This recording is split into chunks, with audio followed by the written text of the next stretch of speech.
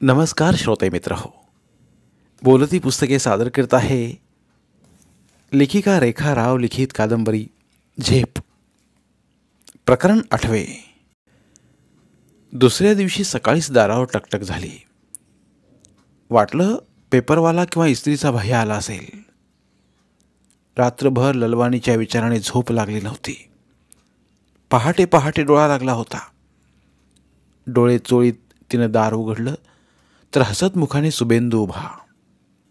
त्याला पाहून एकदम मस्तकातली शीर तडतडली. त्याचा कान पकडून चांगला जाब विचारावा की आठवडाभर न सांगता कुठे गेला होतास. दुसऱ्या क्षणी वाटलं तसं विचारण्याचा आपल्याला हक्कच काय. ती न बोलता डोळे रोखून पाहत राहिली. सुबेंदू आत येत म्हणाला, झोपमोड केली की काय? आत नाही बोलवणार? ती दारातून आत वळली. सुबेंदूनं दार लावून घेतलं. पारू पलंगावर बसून दोन्ही पाय वर घेऊन गुडघ्यात हनवटी खुपसून पाहत राहिली. अगदी निर्विकारपणे. तिच्याजवळ येत तिच्या खांद्यावर थोपटल्यासारखं करीत तो म्हणाला, कुणीतरी खूप रागावलेलं दिसतंय. त्याचा खांद्यावरचा हात झटकीत ती म्हणाली, रागवायला मी कोण आहे? न सांगता आठवडाभर गायब व्हायचं याला काय म्हणायचं? हाँ तो ये बात है. रानी सरकार इस बात पर खफा है. आधी गरम गरम कॉफी करून देतो म्हणजे चढलेलं डोकं उतरेल. मग शांत चित्तानं बोलू. गॅसकडे जातो म्हणाला, काही नको करायला, मी आहे समर्थ. पलंगावरून पटकन उठत ती म्हणाली, माझ्या हातची कॉफी कशी होते ते बघ. तोपर्यंत तोंड धुवून तयार हो.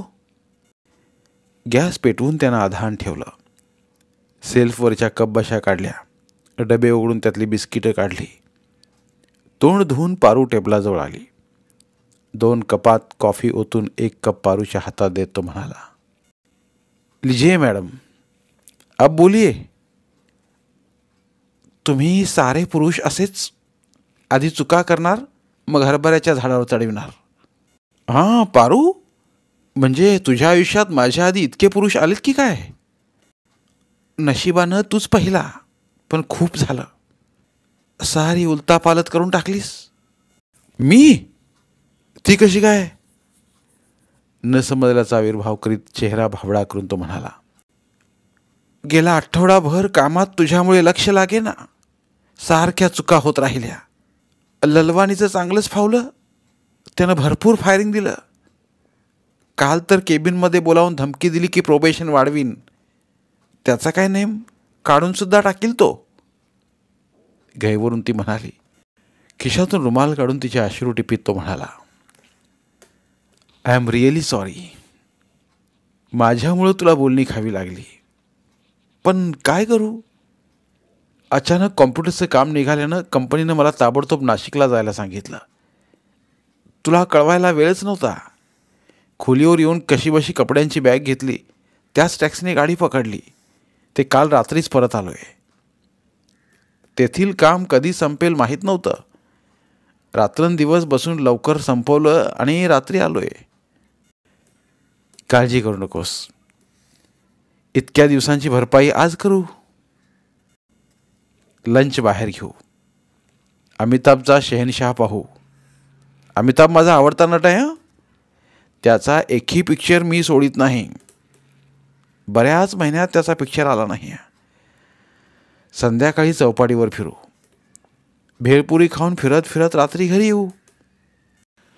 नाव गेट रेडी. कोपऱ्यावरच्या ओढप्याकडून इडली चटणी ब्रेकफास्टसाठी घेऊन येतो. तू तयार हो. कपातील कॉफी संपून तो बाहेर पडला. पारूनं दार लावलं. खिडकीचा पडदा सारून बाहेर पाहिलं. सुबेंदू भराभर चालत पुढे जात होता. त्याची पाठमोरी आकृती पाहून तिचे डोळे तृप्त झाले. तिने एक मोकळा श्वास घेतला. ती तयार व्हायला लागली. सुबेंदूनं तिच्या वाढदिवसाला आसमानी रंगाचा भरतकाम केलेला चुडीदार कमीज सेट भेट म्हणून दिला होता. नुकताच तिनं शिवून आणला होता. तो तिनं घातला. काळे भोर केस विंचरून पाठीवर मोकळे सोडले. सौम्य मेकअप लावला. डोळ्यांच्या कडांना काजळ लावलं. कपाळावर त्याच रंगाची नाजूकशी टिकली लावली. आरशात तिनं स्वतःची छबी न्याहाळली. आज खूपच तरुण आणि मोहक वाटत होती ती. इतक्यात दार वाजलं. सुबेंदू खाण्याचं पॅकेट घेऊन आला होता. तिला पाहताच खुशीने ओरडला, wow, you look so marvellous. रोज चुडीदार का घालीत नाहीस तू? असे सोडलेले मोकळे केस खूपच सुंदर दिसतात. रोज असे मोकळे सोडले तर त्यात खूप गाठी पडतील, जटा होतील. ती काढायला सकाळी एवढा वेळ कुठे? आणि आमच्यात केस सोडणं वाईट समजतात. अरे गोली मारू तुमच्या रूढींना. देश तसा वेश केला पाहिजे. आता केसात गाठी पडतात ही गोष्ट खरी, पण कधीतरी सोडायला काय हरकत आहे? यापुढं चुडीदार घालत जा. पोक्त बाईसारखं साड्या नेसणं सोडून दे. जशी आज्ञा. सध्या तुझा आदेश अंमलात आणणं कठीण आहे. आधी नोकरी कायम हो, पुढे पाहू. होईल होईल. कष्ट कधी फुकट जात नाहीत. डोक्यातून ललवाणीला काढून टाक. मन लावून काम कर. सर्वच ऑफिसात थोड्या प्रमाणात हे होतच, मग सवय होते. आता ब्रेकफास्ट खायचा का? मला तर जाम भूक लागली आहे. कालपासून उपाशी आहे मी. केळीच्या पानात गुंडाळलेल्या इडल्या बाहेर काढीत सुबेंदू म्हणाला. पारूनं 2 प्लेट्स घेतल्या. माठातून पाणी काढलं. चहा घेणार? ऑफकोर्स. तुला त्रास होत नसला तर. छे, त्रास कसला? तिने त्याच्यासाठी चहा ठेवला. ब्रेकफास्ट संपून दोघं बाहेर पडली. फिरत फिरत विंडो शॉपिंग करत मेट्रोजवळ आली. मेट्रोला शहनशहा लागला होता. समोरच हाऊसफुलचा बोर्ड होता. तरीसुद्धा सुबेंदूनं बुकिंग विंडोजवळ जाऊन चौकशी केली. एकाही शोची तिकीटं शिल्लक नव्हती. डोक्यावर हात घेऊन तो परत आला. त्याची फार निराशा झाली. पारू म्हणाली, चल खोलीवर जाऊ, तिथंच काहीतरी बनवू. हॉटेलात जेवू. सुबेंदू म्हणाला, पैसे कशाला वाया घालवायचे? मी मसाला भात बनवते, दही आहेच. सॅलड कापून जेवून विश्रांती घेऊन संध्याकाळी चौपाटीवर जाऊ. जेवून विश्रांती घेऊन 6च्या सुमाराला दोघं चौपाटीवर आले. सुट्टीचा वार असल्याने चौपाटी माणसाने गजबजून गेली होती. समोरचा निळाशार समुद्र उचबळून आला होता. भरतीच्या लाटा किनाऱ्याला भिडत होत्या. भेळपुरीवाले, आईस्क्रीमवाले, नारियल पाणीवाले यांचा एकच जल्लोष चालला होता. सारा आसमंत वेगवेगळ्या आवाजाने दुमदुमून गेला होता. लहान मोठी माणसं उंटाच्या घोड्याच्या गाडीत बसून किनाऱ्यावर फिरण्याचा आनंद लुटत होते. पारू आणि सुबेंदू दूरवर बसून किनाऱ्यावरची मजा पाहत होते. इतक्यात गर्दीतून वाट काढीत कोबड्या घेऊन चालणारी एक मुलगी पारूला दिसली. तिच्याबरोबर गुजराती साडीतील बाई. तिचं मन आनंदानं भरून आलेलं. ती ताडकन उठून उभी राहिली. सुबेंदू आश्चर्यानं म्हणाला, पारू, काय झालं? ती कोबड्या घेऊन चालणारी मुलगी दिसते ना, ती आमच्या समोरच्या बागेत रोज यायची. मी खिडकीतून पाहायचे. कोणीतरी उचलून आणायचं. सिमेंटच्या बाकावर नाही तर झोपाळ्यावर बसवायचं. कित्येक वेळा लहान तोंड करून खेळणाऱ्या धावणाऱ्या मुलांकडे ती पाहत राहायची. गेला महिना 1.5 महिना ती दिसली नाही. मला चुकल्यासारखं वाटायचं. मनात तिची काळजी लागून राहायची. आज अचानक इथे कोबड्या घेऊन चालताना दिसली. खूप बरं वाटलं. अगं, तीच मुलगी असेल कशावरून? तिचे टपोरे डोळे, कुरळे केस, गुबगुबीत गाल, गोल चेहरा, हुबेहूब तशीच. चल जवळ जाऊन पाहू. तू ओळखतेस?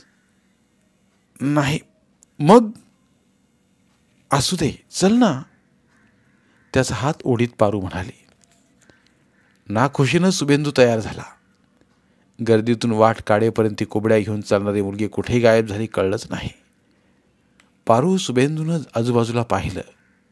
वर खाली 3-4 चक्रा मारल्या. ती टपोऱ्या डोळ्यांची मुलगी कुठंच दिसली नाही. रुखरुखत्या मनानं पारू घराकडे निघाली. काल संपूर्ण दिवस शुभेंदू बरोबर घालवल्यामुळे मनाची मरगळ दूर झाली होती. काम करण्यात उत्साह आला होता. आठवडाभर मनात दाबून ठेवलेले विचार शुभेंदू समोर तिने रिते केले होते. त्यामुळं मन कसं हलकं प्रसन्न झालं होतं.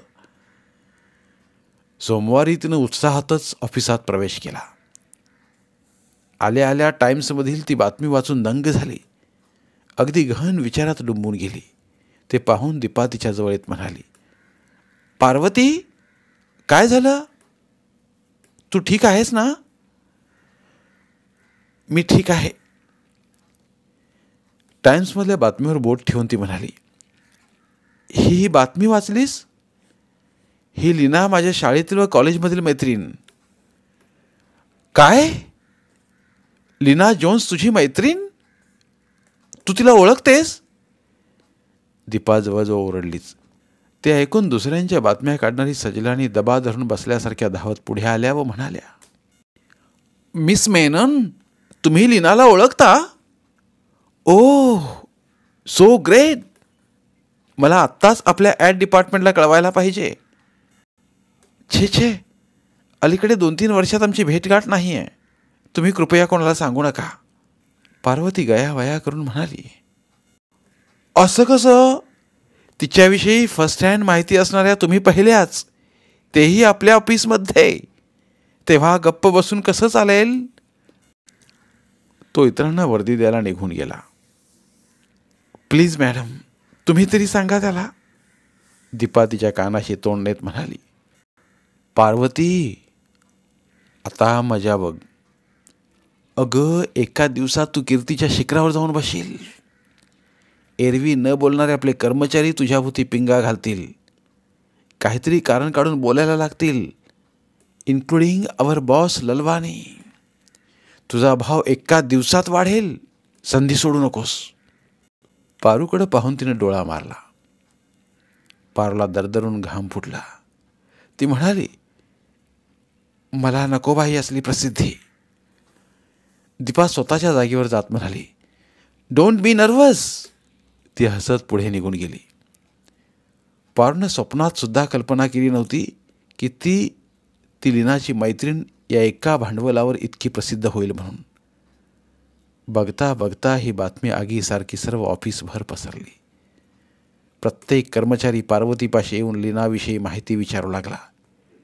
कधी न बोलणारा मराठी मुलींचा व सिंधी मुलींचा ग्रुप रंगलेल्या ओठांचा चंबू करून विचारू लागला, मिस मेनन, आप कैसी जानती है लीना को? क्या वह कॉलेज के दिनों में ऐसी ही थी? वगैरे आगंतुक प्रश्न करू लागल्या. एरवी फायरिंग देणारा ललवानी पारूला केबिनमध्ये बोलावून मवाळ भाषेत लीनाची आस्थेनं चौकशी करू लागला. चुकूनही पारूला कोणाचा फोन आला नव्हता. आता तिच्यासाठी सतत रिंग वाजू लागली. केवल रमाने डोळा मारून म्हणाला, अभी मेनन के लिए खास टेलीफोन लगवाना पड़ेगा. प्रेस वाले, वृत्तपत्र वाले, मासिक वाले पारूची मुलाखत घेण्यासाठी धडपडू लागले. पारूभोवती कर्मचाऱ्यांचा गराडा तर पडलाच, पण अनेक वार्ताहर, मासिकवाले पारूला भेटण्यासाठी येऊ लागले. तिची अपॉइंटमेंट मागू लागले. फोनवर फोन येऊ लागले. पारू वैतागली. लीनाच्या नावावर तिला प्रसिद्धी मिळवायची नव्हती. तिने नकार दिला तरी ते तिला रस्त्यावर, प्लॅटफॉर्मवर गाठून काही बाई विचारत होते. काहीतरी सनसनीत बातमी लिहून आपल्या दैनिकाचा खप वाढवण्याचा प्रयत्न करत होते. तर सिनेमावाले, निर्देशक तिच्या जीवनावर सिनेमा काढण्याच्या बेतात होते. त्याविषयी जाहिरात देत होते. प्रत्येक वर्तमानपत्रात व मासिकाच्या पहिल्या पानावर लीनाविषयी तिखट मीठ लावून बातमी, तिचे फोटो छापून येत होते. त्यापैकी प्रत्येक वार्ताहर पारूला सतावत होता. कुठून आपण लीनाविषयी बोललो असं होऊन गेलं होतं तिला. कोणासमोर शुभेंदूशा बोलायलाही तिला संकोच वाटत होता. ती तिला टाळीत होती. लीनाच्या संदर्भात उगाच तिच्याविषयी काही बाई छापतील म्हणून. लीनाच्या चारित्र्याचा पेटलेला वनवा थोडासा कमी झाला तशी वार्ताहर मंडळी हळूहळू पांगली. पण पारूच्या मनातून लीना गेली नव्हती. पुन्हा पुन्हा तिचेच विचार ठाम मांडून बसले होते. देवाच्या कृपेने तिच्याजवळ सर्व होतं. सौंदर्य, पैसा, बुद्धी, चांगली नोकरी, सुशिक्षित आई वडील. मग लीनानं असं का केलं? ती इतक्या टोकाला का गेली? केवळ प्रसिद्धीच्या, पैशाच्या हवेपायी. काहींनी लिहिल्याप्रमाणे ती खरंच कॉलगर्ल होती की नुसत्या वावड्या? आपण तिच्याबरोबर गेलो नाही किती बरं झालं. यासाठी अच्छन अम्माचे लाख लाख आभार मानायला हवेत.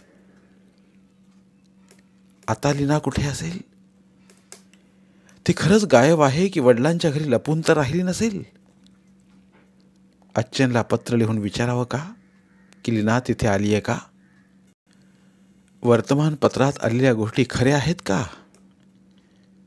विचारांचा नुसता खेळ चालला होता. त्याच दिवशी संध्याकाळी अच्छनचं पत्र आलं. त्याने आनंदाची बातमी कळवली होती की नंदिनीचं लग्न ठरलंय. हुंडा मागितला नाही, पण दोन्हीकडचा लग्न खर्च, मानपान व 5 तोळे सोनं घालायला सांगितलं आहे.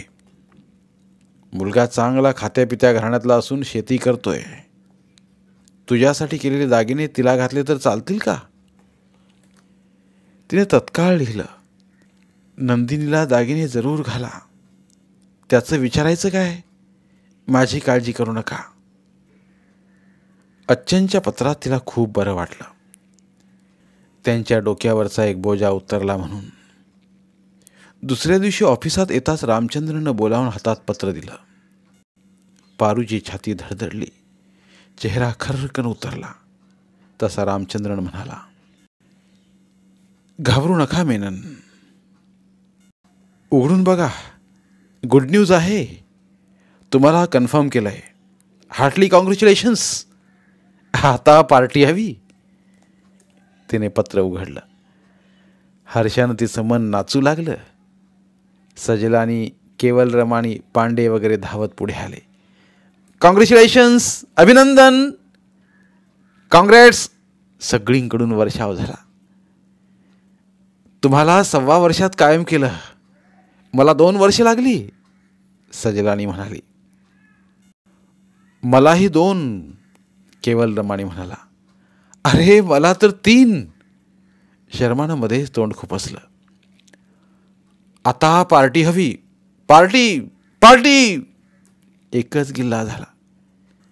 फुकटात खायला मिळालं तर लांडग्यासारखे कसे तुटून पडतात याचा प्रत्यय पारूला आला. तिने संध्याकाळचा चहा स्नॅक्स सह देण्याचं कबूल केलं. हे आनंदाच्या प्रसंगी सहभागी व्हायला दीपा नाही हे पारूला खूप खटकलं. धन्यवाद. उर्वरित कादंबरी पुढील भागात. धन्यवाद. प्रिय श्रोते मित्र हो, आपल्यासाठी एक आवाहन. आमच्या चॅनलच्या प्लेलिस्ट विभागात तुमच्यासाठी शेकडो कादंबऱ्यांचे ऑडिओ बुक्स उपलब्ध आहेत. तिथे प्रत्येक कादंबरीचे सर्व भाग एकत्रित मिळतील. त्यामुळे सध्या सुरू असलेल्या क्रमशः कादंबरीच्या पुढील भागासाठी वाट पाहण्याची गरज नाही. तुमच्या वेळेनुसार तुम्ही संपूर्ण कादंबरी सलगपणे ऐकू शकतात आणि साहित्याचा आस्वाद घेऊ शकता. कृपया आमच्या चॅनलच्या होमपेजवर जाऊन प्लेलिस्ट चेक करा आणि तुमची आवडती कादंबरी निवडा. धन्यवाद.